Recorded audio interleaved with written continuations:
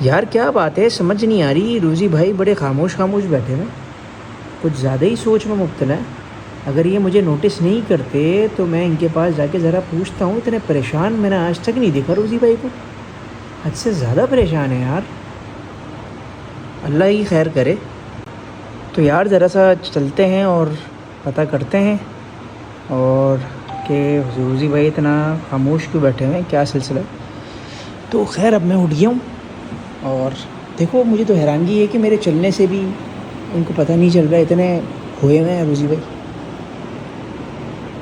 السلام علیکم روزی بھائی، کیسے ہیں؟ وعلیکم السلام. کیا کیسے ہیں بھائی خیریت تو ہے. میں کب سے وہاں بیٹھا ہوں، یہ نوٹس کر رہا ہوں آپ تو الگ ہی دنیا میں غائب ہیں. کب آئے آپ؟ اب دیکھو یہ بھی آپ مجھ سے پوچھ رہے ہو کب آئے. ابھی میں آئے نا. کافی دیر سے بیٹھا ہوا تھا اچھا. اور اس کا پروف ہے میرے پاس. اور وہ پروف یہ ہے کہ میں اپنے کافی دیر سے میں نے وہاں سے ویڈیو بنا لی تھی پہلے ہی کہ یار یہ کس چیز میں مبتلا ہے، کیا ایسا پریشانی آ گئی ہے، کیا ایسا بٹن آ گیا، بجلی کا بل زیادہ آ گیا یا اے سی زیادہ چلا لیے، کیا مطلب جب کہ چکن بھی سستی ہے. شکر ہے مالک کا، صحت یاب ہے. بس یہ تھوڑا سا ٹینشن تھا.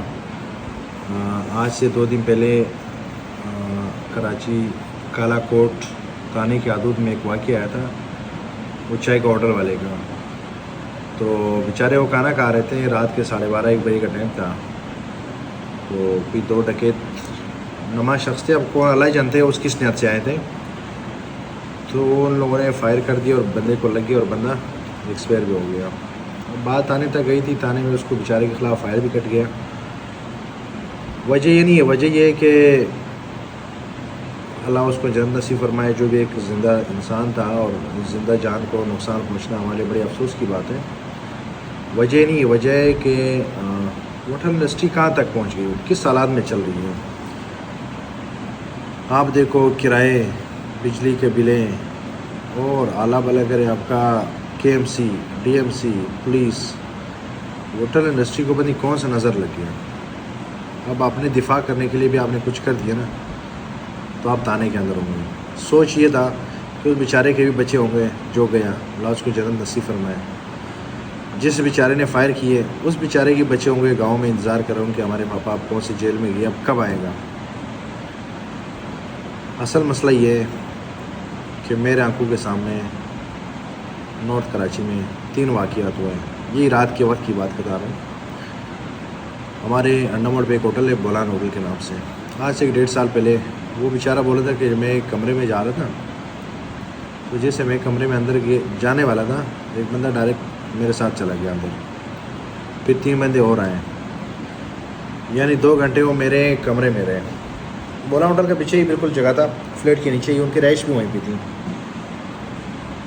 تو کہہ رہے تھے جیسے ہوٹل والوں کی مجھے لگ رہا ہے کہ ان کی رہائش بھی یہیں ہے. تو وہ بیچارے کہہ رہے تھے کہ میں 2 گھنٹے تک جو مزدوروں کے پیسے تھے، جو ان کے اپنے پیسے تھے، 2 گھنٹے اس کمرے میں رہے. ان سے پیسے یہاں تک کہ گھی کا کنستر بھی اٹھا کے لے گئے اور پیچھے سے ان کو پیچھے تالا لگا دیا. جب 2 گھنٹے میں کتنے کارروائی کی ان لوگوں نے، ایک چیز نہیں چھوڑا. اس کے بعد آیا ایک ویبا ہوٹل تھا، کھلا ہوا تھا، وہ رات کے 4:30-5 بجے کا ٹائم تھا.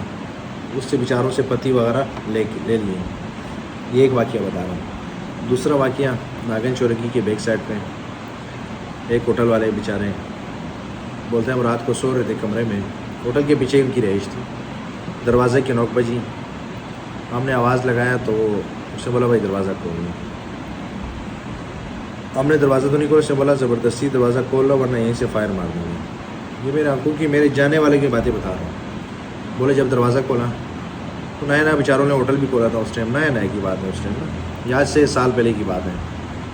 ان بیچاروں سے پیسے سب کچھ، پھر ہم لوگوں نے مل کے کچھ ان کے ساتھ کوپریٹ کی، کیونکہ نیا کام تو بیچارے کا جو جمع پہنچی بھی نہیں تھی، مطلب جو اپنے پاس سے لگا رہے تھے وہ بھی گئے.